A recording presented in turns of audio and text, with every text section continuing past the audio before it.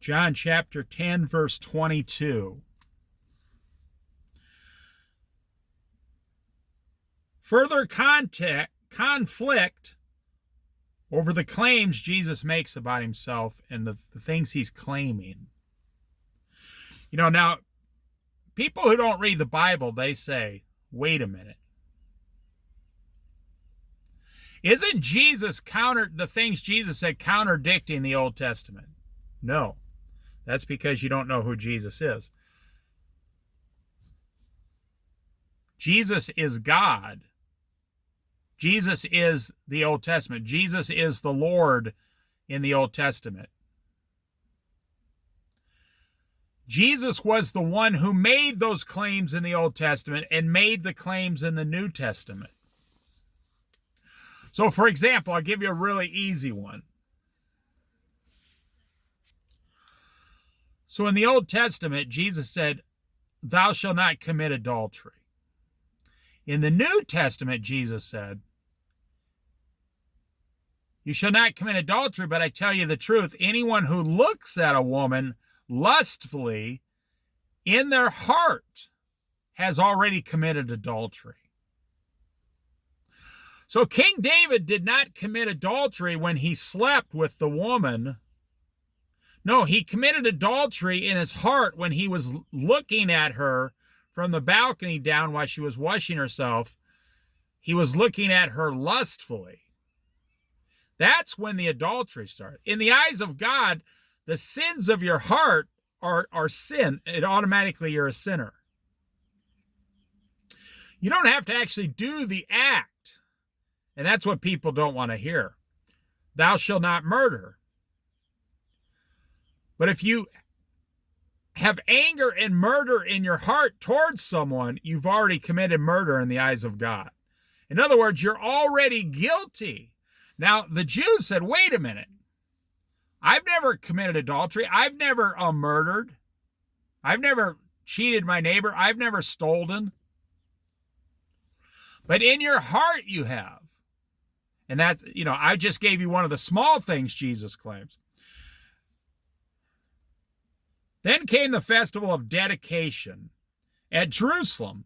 It was winter, and Jesus was in the temple courts walking in Solomon's colonnade, so it's cold outside. The Jews who were there gathered around him, saying, "How long will you keep us in suspense? If you are the Messiah, tell us plainly." Well, his time had not yet come, so he speaks to people in parables, but he's doing that for your benefit, so you will not be held guilty. If you don't understand the parable, Jesus is not trying to trick them on purpose, but he's speaking to them in parables. They don't understand them. He's actually benefiting them, because as soon as you hear the truth and you deny the truth, you see, they denied the parables. If Jesus told them straight out, I am the Messiah, they would have denied that too. It doesn't really matter what he tells them, they're going to deny him.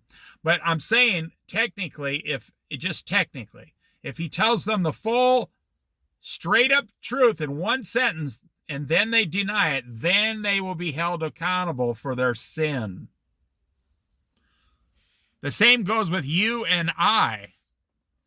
When we hear the truth of God and we deny it, we are held accountable. There's a lot of people on this earth that say they have very few sins. That's just not true. According to God, even the thoughts in your heart can be sinful. Tell us plainly if you're the Messiah. Jesus answered, I did tell you. Okay, this is what I'm talking about. But you do not believe. How about that? Jesus said, I did tell you, and you didn't believe it. I could go off on this for an hour right here, but I won't. I will just touch on it in a few moments here.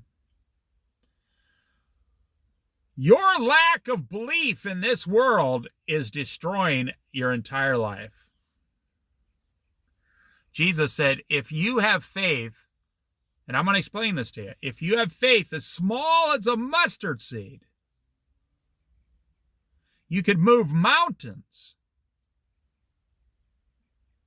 That's what it means. It doesn't mean you can physically throw the Rocky Mountains into the ocean. It means you can move mountains in this world. Look what Jesus did with 12 disciples, and then Paul came along. You know, look what he did with Paul, a man who was killing Christians. But on Paul's defense, he really truly believed he was helping God because of the way he was raised. And then Jesus opened his eyes. Now, most people don't give Paul credit here. When Jesus saw him on the road to Damascus and told him the truth, Paul could have denied it immediately. People don't give Paul credit for making a choice to believe what Jesus was telling him on the road to Damascus. He said, "Who are you, Lord?" "I am Jesus, whom you are persecuting." And Paul immediately, well, it was Saul. Saul said, "I believe you." I mean, in his heart, he instantly believed.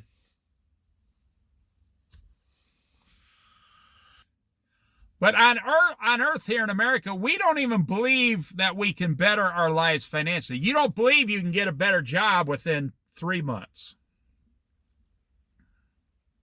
You don't believe it. You're afraid. You're like, well, if I quit my job, and maybe the next job won't work, and then I'll lose my house, and maybe it just will all fall apart. So I better stay in the crappy, crummy job I have because it's secure. Well, one of the reasons your job is secure is because it's crappy and crummy, and nobody else wants it. I guarantee you can get a job at McDonald's today or Dollar Tree, because nobody wants those jobs. They're low pay. When's the last time you walked into a dollar store? It looks like the employees are in a marathon every single day. You have no idea what it's like to work there. They're in total exhaustion for minimum wage. So listen, Jesus is telling them, you and me, I did tell you, but you do not believe. Now, some of us do believe. I believe, my wife believes, you believe, your family believes. There are some who believe, yes. But if you truly believe what the Lord's telling you, then why are you living for the world? The works I do in my Father's name testify about me. He's saying you don't even have to believe me. Just believe the works, the miracles you're seeing in front of your face. You won't even believe in those.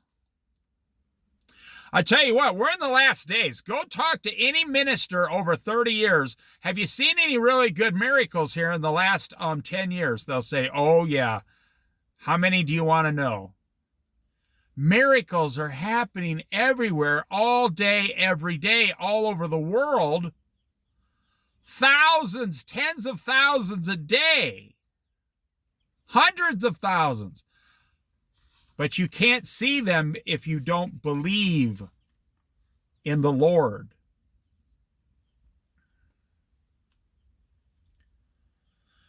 But you do not believe because you are not my sheep.